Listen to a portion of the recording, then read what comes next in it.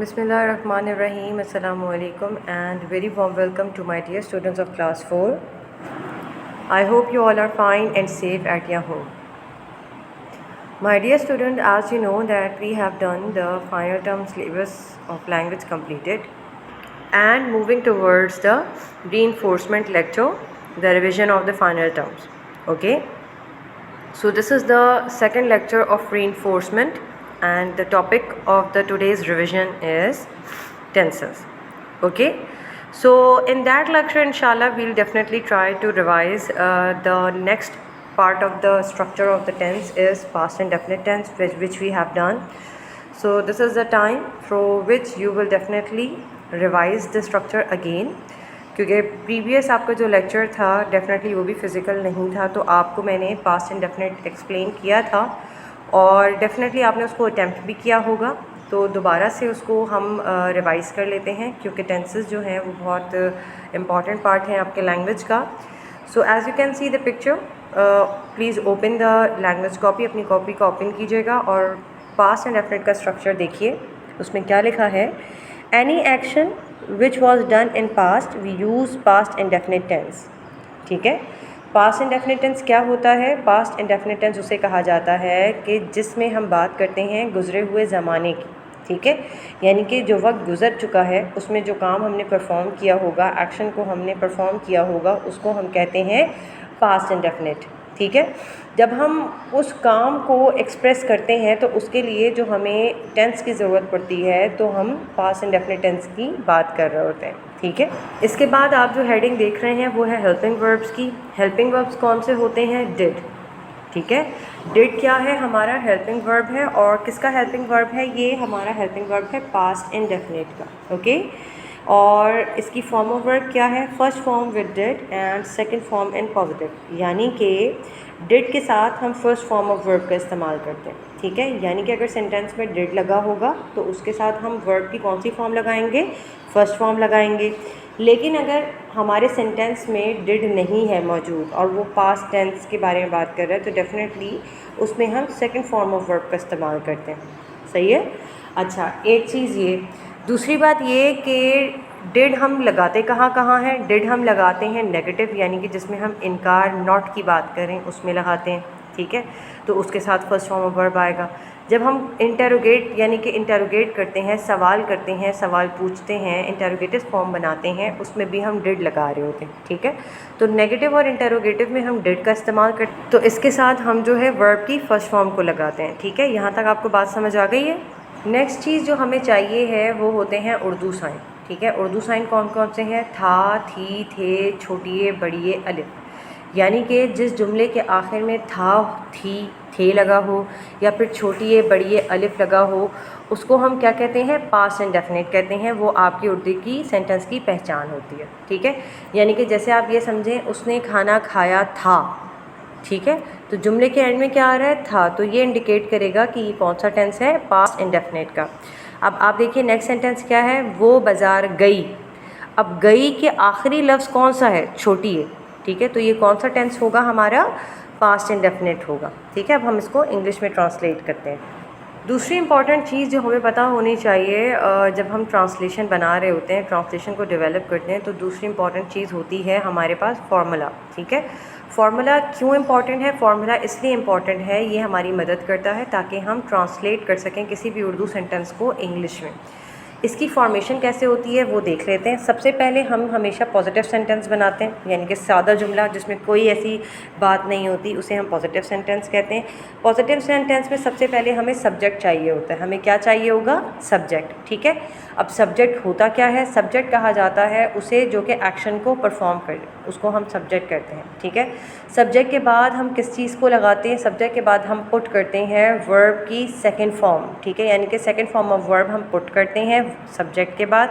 अच्छा, ये इसलिए हम सेकंड फॉर्म लगा रहे हैं. देखिए यहाँ पर हमने डिड प्लेस नहीं किया, तो मैंने आपको बताया था जहाँ पर डिड ना लगा हो उसमें हम सेकंड फॉर्म ऑफ वर्ब लगाते हैं. ठीक है, उसके बाद हमारी बात होती है ऑब्जेक्ट पर.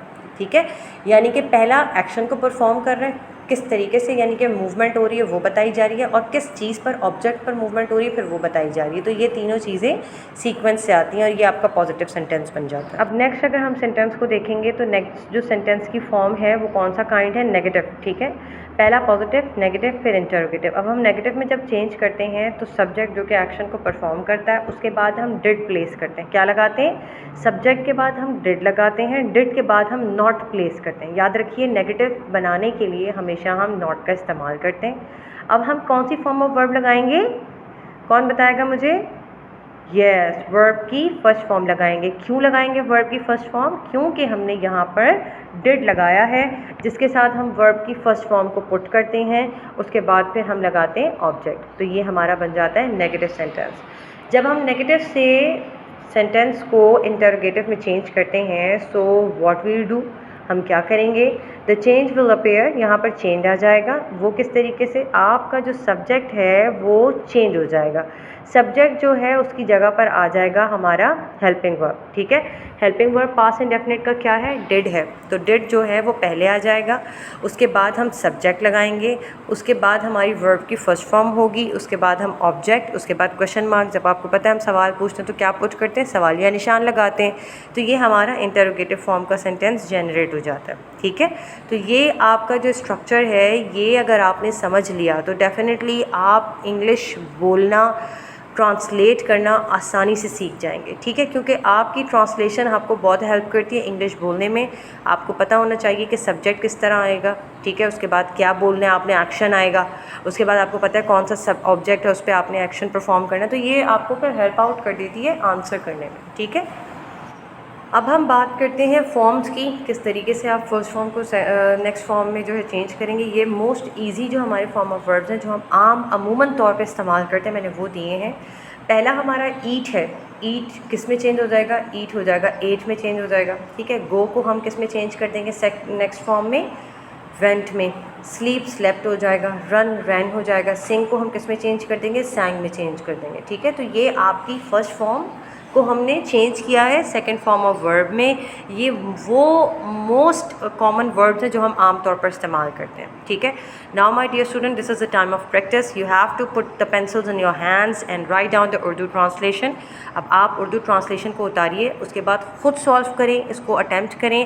पेरेंट्स से गाइडलाइन ज़रूर लें, लेकिन उनसे सॉल्व मत करवाइए वरना आपको समझ नहीं आएगा। लेक्चर आप एक बार सुने, 2 बार सुने, 3 बार सुने, डेफिनेटली आपको कुछ ना कुछ आइडिया हो जाएगा कि मैं आपको क्या कन्वे करना चाह रही हूँ। ठीक है, अब देखिए इसमें लिखा क्या है, ट्रांसलेट द फॉलोइंग सेंटेंसेस। आपने इन जुमलों को ट्रांसलेट करना है और जो कि आपने ख़ुद अटैम्प्ट करना है। ठीक है, पहला सेंटेंस हमारे पास क्या लिखा हुआ है, असलम ने आम खाया।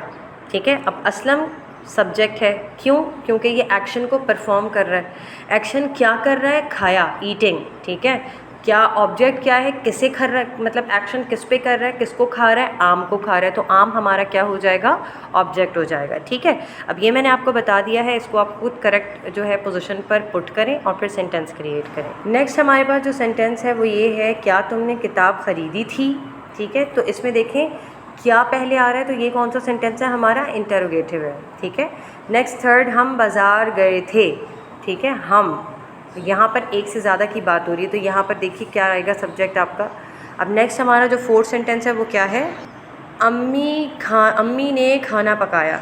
ठीक है, अम्मी ने खाना पकाया। जिस जुमले के आखिर में मैंने आपको कहा था अलिफ छोटी है बड़ी आएगा, वो हमारा पास्ट इंडेफिनिट का टेंस होगा। ठीक है, तो देखें अलिफ आ रहा है एंड में, पकाया अलिफ, तो ये हमारा पास्ट इंडेफिनिट का सेंटेंस है।